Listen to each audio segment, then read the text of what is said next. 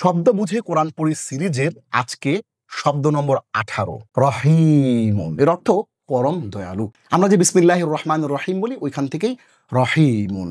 এই রহিমুন শব্দটি পবিত্র কোরআনে পুনরাবৃত্ত হয়েছে 115 বার। এই শব্দটি এবং এর আশেপাশে যে ডেরিভেটিভস গুলো রয়েছে ওইগুলো পুনরাবৃত্ত হয়েছে 115 বার। এবং উদাহরণ হচ্ছে সূরা নম্বর 27 সূরা নামল আয়াত নম্বর 30।